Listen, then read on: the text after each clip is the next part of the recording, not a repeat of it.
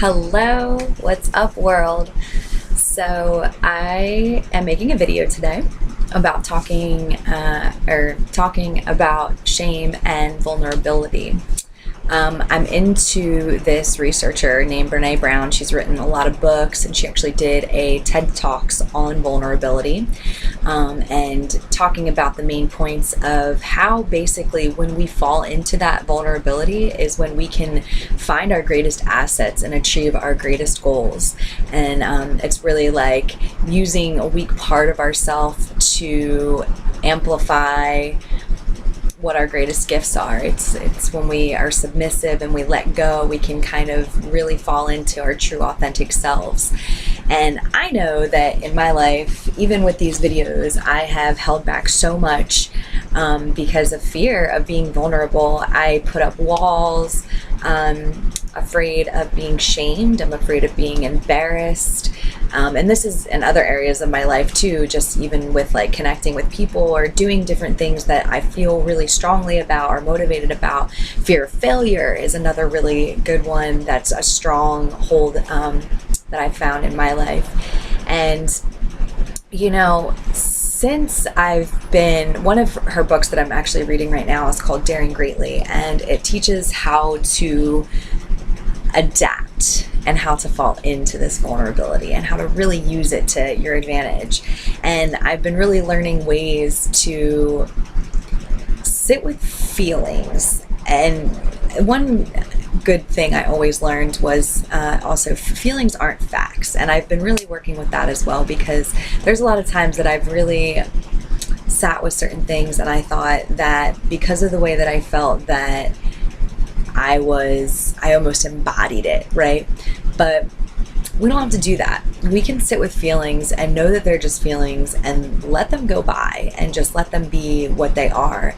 And practicing releasing those things and also having courage to move past them, and understanding too when you move past them, like when you do it anyway, like public speaking, for example, say, you know, or like making these videos, say that you're terrified of public speaking or, you know, putting yourself out there in the public, but then you just make a practice of doing it, it becomes something that's not so big of a fear anymore, because you realize that there's not so much to be afraid of.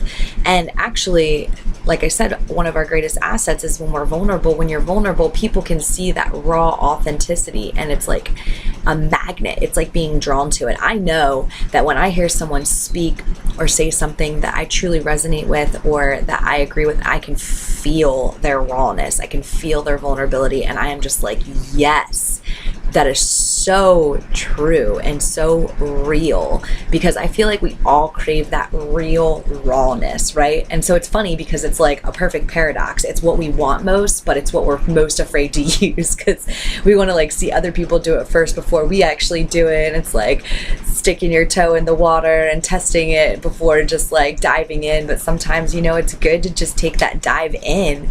And also too, you know, as kids, I feel like we build up these programs in our heads because of, you know, past hurts and things that have happened to us, and we think that, you know, no, it's not okay to be vulnerable. And also too, sort of in our society, we're taught that it's not safe to be vulnerable. And so we don't want to jeopardize or compromise those feelings of safety. And so it's hard to break out of that mold and be like, okay, here I am. This is me. Accept me or don't. I don't care. Either way, I'm here, and this is what I'm putting forth. And a lot of times too, I have found that like when you're being that authentic self, like the ones that really aren't able to tolerate it aren't necessarily ones that actually don't like you. I mean, they'll project that, but usually it's something within themselves that they don't like or can't handle or don't want to see, or, you know, maybe they're just not there or where you're at. And sometimes it's hard to put ourselves in other people's shoes and see from their perspective.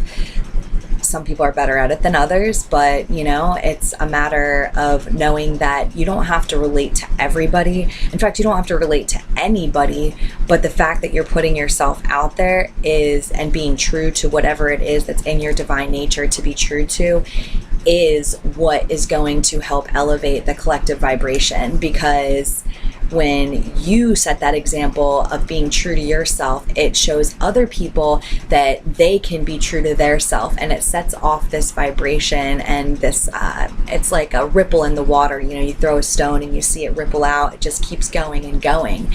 And the Dalai Lama has a really good quote, you know, be the change you wish to see in the world. Because if we start looking at other people and expect other people to change or to do this or to be vulnerable first or whatever, you might be waiting for a very long time.